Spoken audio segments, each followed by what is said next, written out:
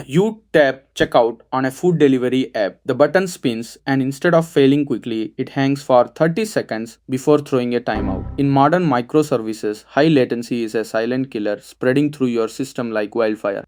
While you wait, the checkout service keeps its request handling thread open, waiting for a slow payment gateway. As thousands of other users check out, all threads in checkout's thread pool get blocked, the server runs out of threads, and the entire checkout service crashes with checkout. Down the cart service and order service fail too. A single slow database called downstream has cascaded upstream, causing a complete system outage. This is why we need the circuit breaker pattern.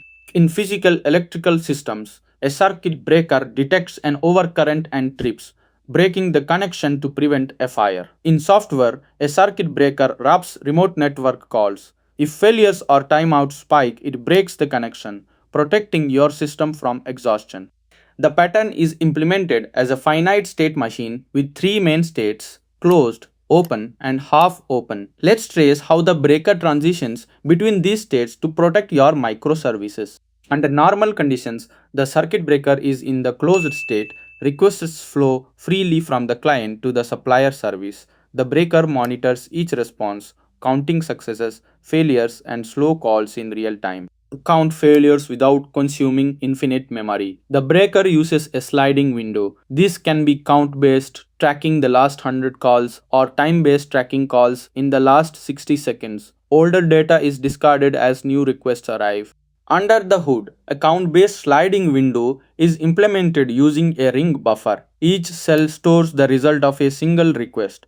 When the buffer is full, new entries override the oldest, keeping a constant memory footprint. The breaker trips from close to open when configured thresholds are exceeded. For example, if the failure rate exceeds 50% or if 30% of calls are slower than 2 seconds over a minimum of 10 requests. Once tripped, the circuit breaker enters the open state. In this state, all incoming requests are intercepted and fast failed immediately. No network calls are made to the struggling downstream service, giving it time to recover. Instead of returning a raw error to the user during the open state, the circuit breaker triggers a fallback mechanism. The system degrades gracefully by returning a cached value, a static default, or a friendly message. Fallbacks depend on context. For catalog recommendations, we can return a static list of popular items for orders. We can write the checkout request to a local fallback queue to process asynchronously once downstream recovers.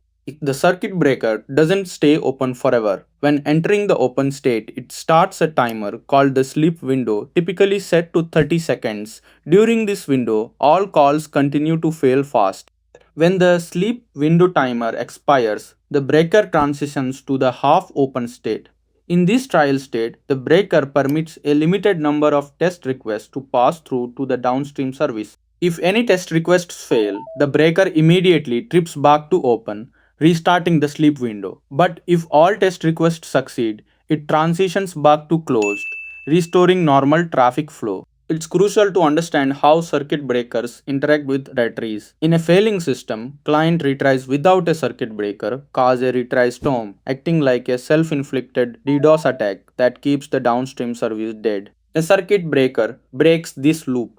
When the breaker trips open, retries are immediately blocked at the gateway. The downstream service is paired from the retry storm, allowing its database connections to clear. Another key resiliency pattern is the bulkhead. Named after the partitions in a ship's hull, bulkheads isolate thread pools or connection pools so that a failure in the payment service cannot starve threads used for catalog browsing.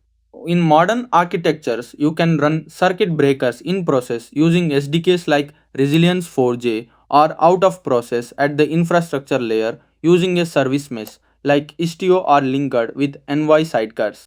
Monitoring is critical. Open circuit breakers must trigger alerts in your telemetry dashboards like Prometheus and Grafana so engineers can investigate why downstream services are degraded. A common pitfall is misconfiguration. If the sleep window is too short, the breaker flaps between open and closed, hammer stressing the downstream service. If it's too long, recovery is unnecessarily delayed. Ultimately, a circuit breaker is not a fix for bugs, but a safety harness for distributed systems. It guarantees that when parts of your system fail, the blast radius is contained, keeping the rest of your architecture alive.